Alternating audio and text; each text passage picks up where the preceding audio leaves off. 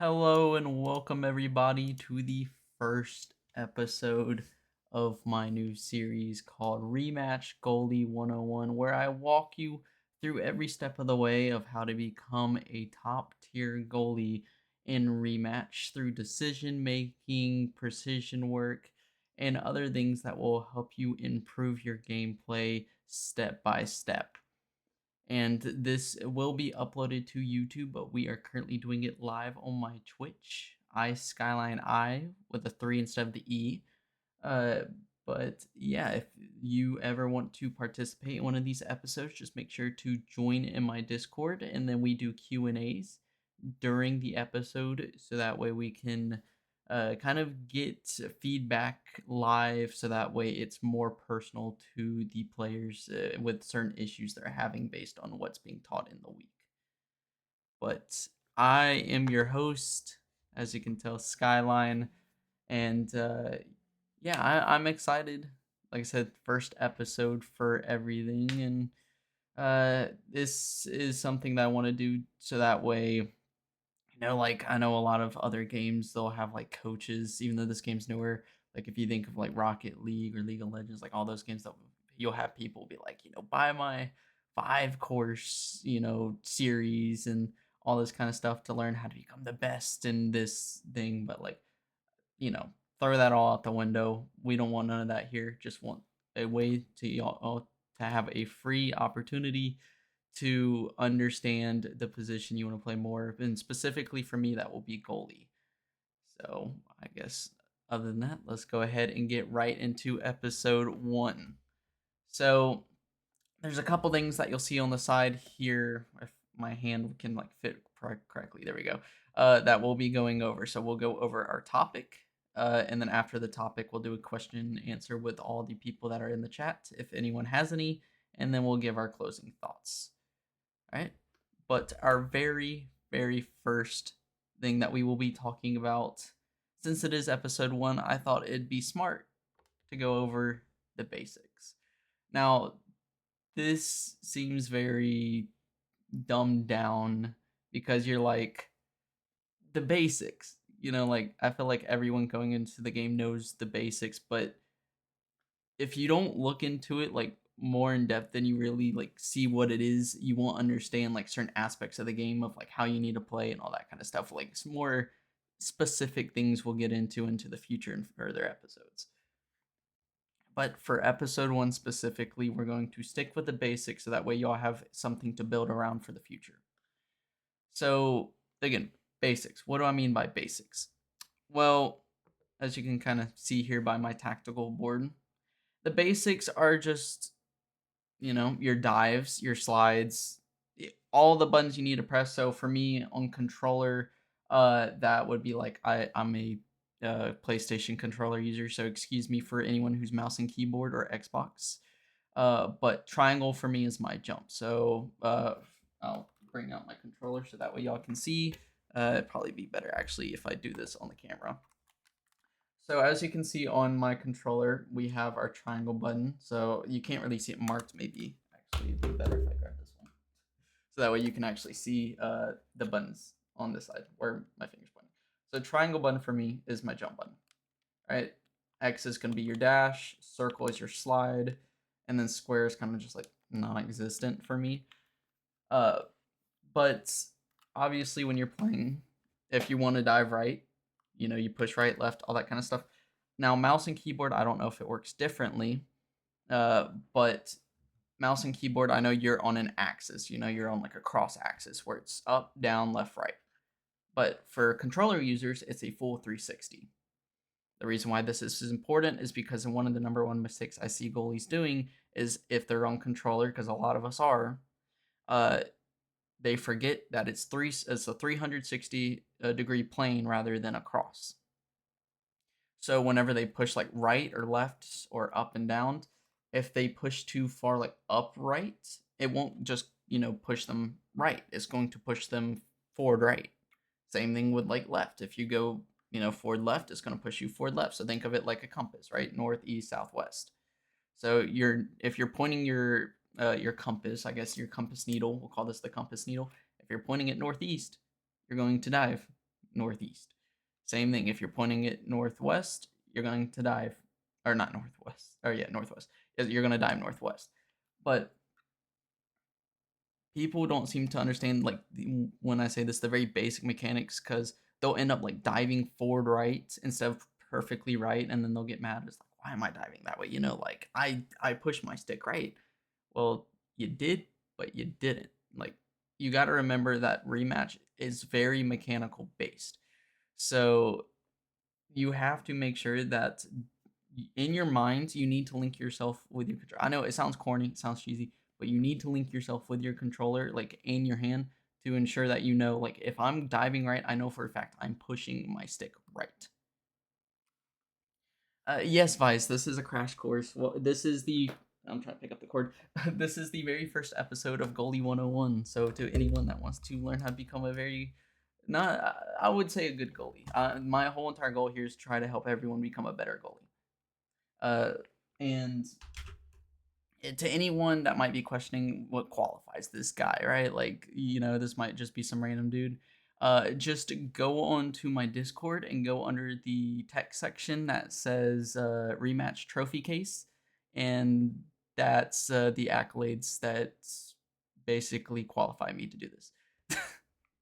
um, but yeah, so just make sure that whenever you're doing, you're using a controller. Again, if you're using mouse and keyboard, uh, it's kind of the same with the cross plane. Like, if you hold your W and your D at the same time, then you're going to go like that northeast direction. Or if you hold WA, it's going to be northwest. But it's more like you're only using two fingers to point yourself in the right direction rather than like trying to push your thumb the right way at the right time. So going back to this, so I'm gonna switch back to our goalie 101. So another thing that's big that I see keepers not talk about a lot, even if you're like in ranked and you're forced to play keeper, even though you never play keeper, and you might just be watching this to be like, I just want to know like how to at least be semi decent when I have teammates that force me to stay in it. Number one thing that I would say more than anything, other than the basics, is your mental.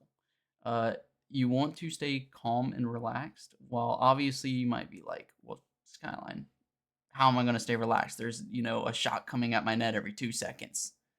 Uh, but the more you're able to keep yourself under control and realize the situation and take your time to analyze it, the easier it's going to be able to react properly to save it.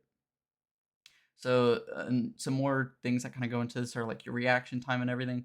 But there have been studies done that I have actually looked into personally about reaction time based on like, if you're getting good sleep, if you're drinking caffeine or not, like all that kind of stuff.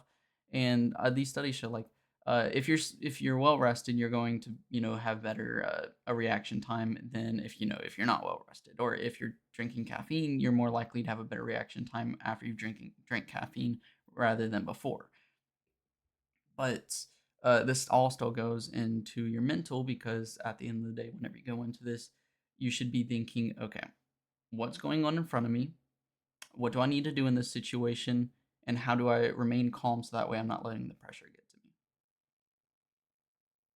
So, again, if you're just coming in to be like, okay, so what does this mean for me? I'm still not really getting anything from this.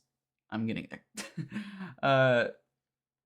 Whenever, again, we'll switch back to the tactical board. So imagine this is you, this little purple dot in the net. All right, this is going to be a representation of our goalie in this matter. We'll do some things like in gameplay and future episodes where you'll actually see me hop in, and we'll even go over replays I've done before for in tournaments, so that way you can see more of like what the professional scene is and everything. But specifically, I just want to focus on getting everything built from the ground up, so that way whenever we get more into the advanced stuff and like the more complicated things, which might not seem like there's a whole lot of complicated stuff for rematch, but it is more in depth than you would think that I will be going into, like I said, in future episodes. So starting off, let's imagine you're one here and it's a like classic 2-2 setup. So what I mean by a 2-2, and no, I'm not talking about the thing that goes around your waist when you're a ballerina, when you're younger. A 2-2 essentially means, which I have two of these. If I can get my pen out. So you'll see two wingers up front. So you'll see the one pair. So you have one defender in the yellow, and you'll have one striker or winger in the blue. All right. Same thing on this side. You have your one defender and your one striker. So in this case, let's say our guys are playing man to man, or in solo queue, just no one on defense. But for now, we'll say man to man. Now, we're not going to worry about like plays yet and all that kind of stuff. I just want to say, if you see the situation, the number one thing you should be doing again is in your mind, take a deep breath, realize the situation, and then put yourself in the best position. So you'll see on your mini map, which is a huge thing. I recommend making sure if you're a goalie, use your mini map as much as you can. Obviously, don't look at it the whole time because you need to be looking at the ball. Because number one rule, a thumb, if that ball is in your area. I know it's kind of cliche. If you ever played like golf, tennis, anything like that, you might be told this. But it's the same rule for rematch. Keep your eyes on the ball. That is going to be your biggest strength.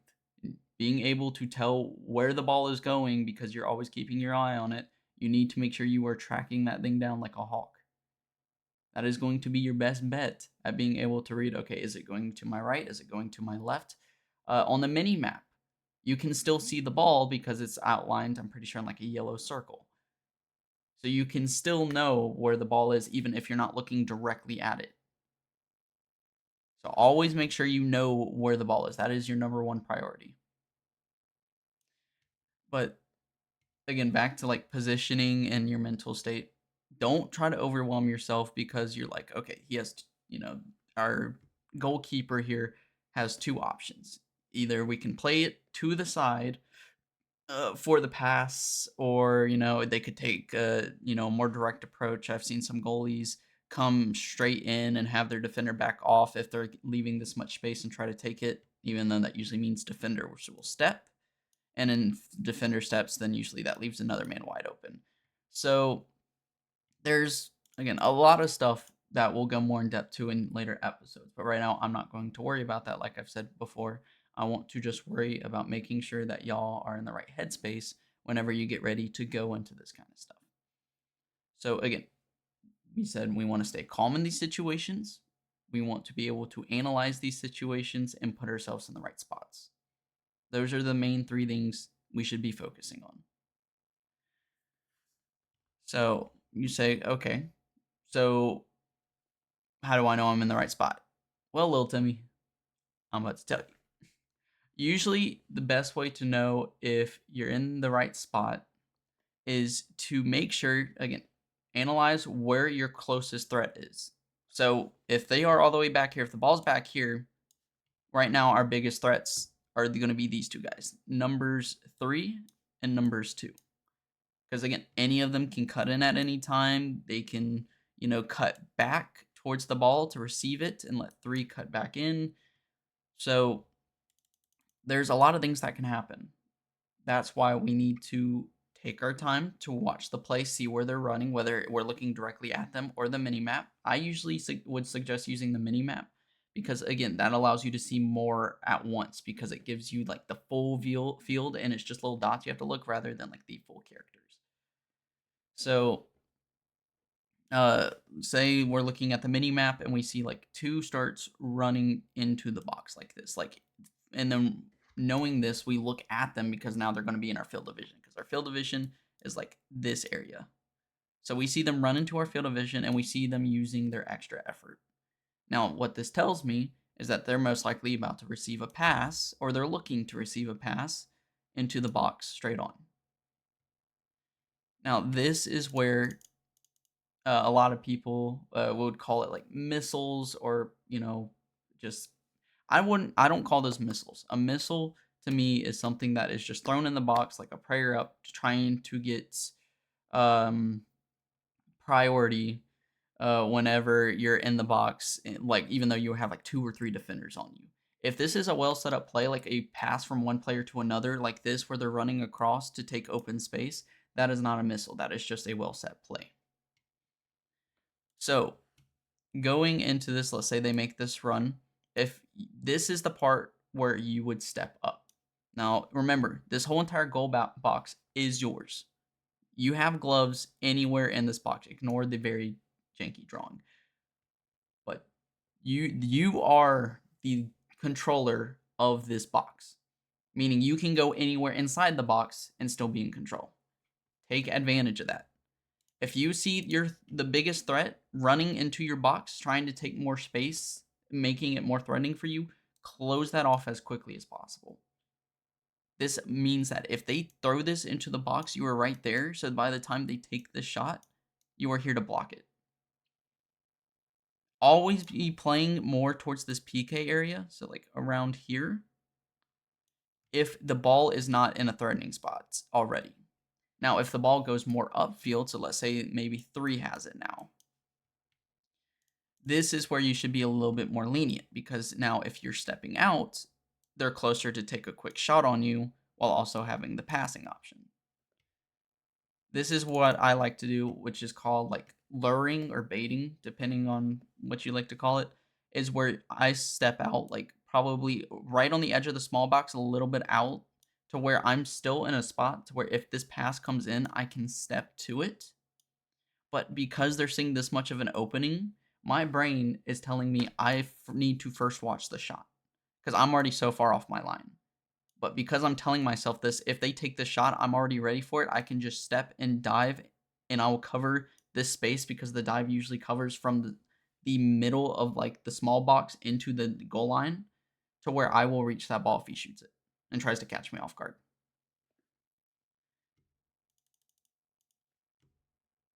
So we'll go over more in depth on that whenever we get to the positioning episode of Rematch Goalie 101, because there will be, like I said, we'll work on positioning. We're going to work on game mechanics.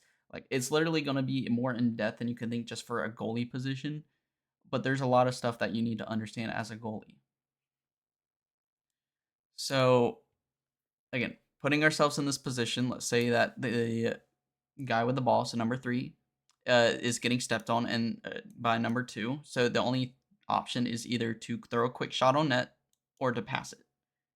So again, they take the shot.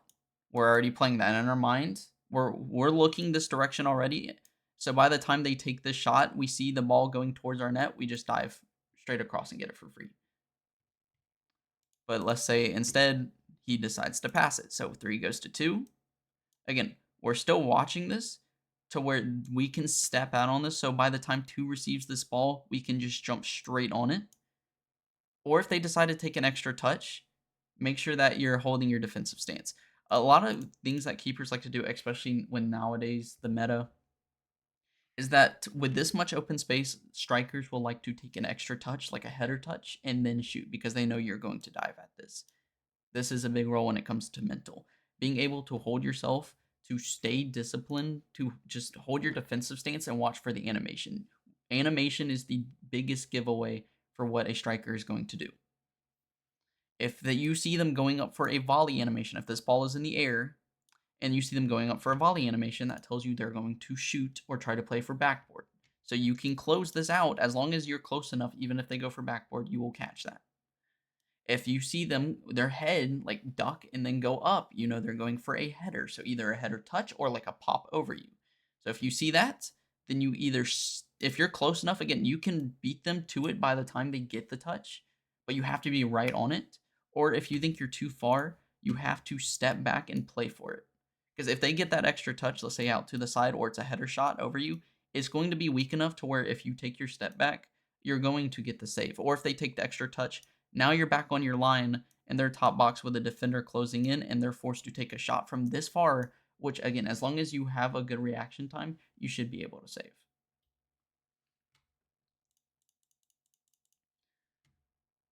So yeah, there's a lot of stuff to go over. I'm gonna say it over and over again because I mean it is what it is. Um, but yeah, that is like the basics to kind of know about like knowing when to press, knowing when to step back. Again, we'll go more in depth with the positioning episode whenever that comes out. I don't know if that will be episode 2 or 3. It's going to be one of the very more sooner ones because in my opinion it's one of the biggest things, if not the biggest thing. So if anything, it probably next episode, which again, if you want to know when that is, if you want to be here live for it, to everyone that's in the chat, that will be posted on my Discord. So make sure you're on my Discord, make sure you have notifications enabled, for I will make sure to give you your rematch role, and then whenever I'll just ping the rematch role saying, hey, it'll be live at this time on this day, pretty much. But yeah, that will pretty much do it for our first episode, pretty much. So now this is the part where if y'all have any questions whatsoever, feel free to ask them in the chat and we'll go over. So the chat box I'll probably put up next episode. I kind of forgot to do it this episode, but I'll go ahead and read out some of the things that have already been asked in the chat, and I will go ahead and answer those. So like, will this be uploaded to YouTube? Yes, so if you're already watching this on YouTube, you already know that, but Dunsford, it will be. How can I be cool like you? Hamid, I appreciate it, but nah, dog, just keep being yourself, brother. Listen, you're a goat, Hamid. I love you, brother. And always, don't forget that, bro. You're a goat. Uh, but yeah, and then I was asked earlier if this is a crash course, which I think I already responded. Yes, this is Rematch Goalie 101. Like I said, I'll be doing this as much as possible to ensure that if you are a goalie who wants to learn more about the game and how to put yourselves in better situations and make easier reads for saves, then this will be the spot that I'm going to try to build for y'all. When will you put on the Mercy cosplay? I can never live that down yet. So to anyone watching this on YouTube, basically on my stream I made a goal on my birthday, saying that I would wear a Mercy cosplay during one of my streams. If I hit it, I hit the goal, and then I ended up doing the cosplay, which is in my VODs on my Twitch channel. So again, if you want to see it, just go to my Twitch, which should be linked to my YouTube channel, and I'll also make sure to put it in the description. But any questions? Any more questions whatsoever about like anything goalie wise that I can go ahead and point out before we wrap this episode up? Uh, but while we're getting like more questions, and if any, then I just want to take time to say again, I don't know when this will happen. I want to do it Fridays at 7. I feel like that would be best. The only problem with that is I will be away for the next like 2 Fridays because I will be in Atlanta, Georgia for DreamHack because I'm a collegiate Rocket League coach for East Tennessee State and they will be participating in that. And then the very next week after, we will be in Kentucky for something called Bluegrass Boost Battle against some of the top teams in the country. So I'll have to deal with them for that as well, unless that gets canceled. We're still kind of up in the air about that one. But see, how do you reset / avoid tilt? When you're talking about tilt, what do you mean exactly by that? Are you talking about like the glitch you get like after you dash to where it like tilts you and then resets you? Or are you just talking about like the way you're positioned? So say for example, like I'm looking straight at the camera, like you're turned a little bit like this and you want to get more like centered so that way you're like on a flat line in net. Is that what you mean by tilt? Like kind of like how your body's angled to where if you're aimed here instead of like here, how to like get yourself in a better position forward? Because that is another thing that I see people like they'll look this way and they'll push right if the ball goes right, but they forget because they're on an angle, like it'll dive them directly right this way rather than like this way where they want. Because again, if it's on a 360 plane, you have to push your stick. If you're going right and you're aimed like this, so again, this is my right here. So if I push right, I'm going straight like this. But if I push my stick here, like again, forward a little bit to the right, now I'm going to put myself in a better position to go more in the direction I want. But also my camera started moving. I got to fix my camera. Sorry. If you see me doing this, it's because my camera has motion tracking and I have to reset it. Like might mean mental. Like you may okay, in mental. uh, make a mistake and it costs you a goal or even a match, what your reset for the next game mentality is. Okay, that is a really good question because this is something that I always have to tell myself, and every other goalie should know it as well. Not every goal is savable. All right, say it with me now. Not every goal is savable. Because I know there will be a lot of situations where something will get by you, and even though it might be the most unsavable goal, you're like, I shouldn't have let that in. Like, and it just gets to you. It's like I could have done this better. I could have done this better. You have to realize that this is a game. Okay. Remember, at the end of the day, it is a game. We want to get better at it. We want to try to become the best at it, maybe even. But at the end of the day, this is just a game. If you make a mistake, we are human. Humans make mistakes. All right. Just because you had one misread or one bad play, like you pressed the wrong button at the wrong time, or you maybe accidentally dove the wrong way, that does not mean you are a bad player. Just again, humans make mistakes, and we fail. We fail a lot, but but the only way to overcome it is, are you going to be someone who sees that failure and just looks at yourself like, okay, I'm just so bad at this game. Yada yada. I hate how bad I am. Are you going to be one of those people, or are you going to see failure and be like, okay, this is what I did wrong. This is how I can be better for next time. Again, failure is the best teacher. If you are not learning from your mistakes, then you are not going to get better. Okay, but that's my recommendation on how to get over tilt. Just in your mind, just take a deep breath. So breathe in, breathe out, and remember, you're human. Not every goal is savable, and just move on to the next one. All right. Any more questions, or are we done for episode 1?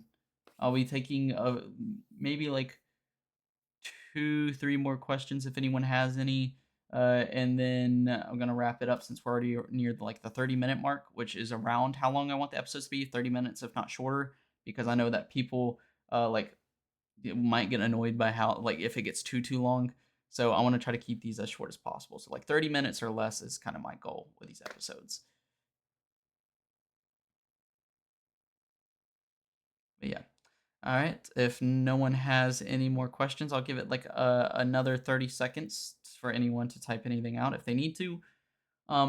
But yeah, this is something that I want to do for the Rematch community. I've tried to do stuff for the Rocket League community as well. You'll see my YouTube videos. I did Rocket League Jeopardy, which to anyone that is coming from that, season 2 will be back sometime next year.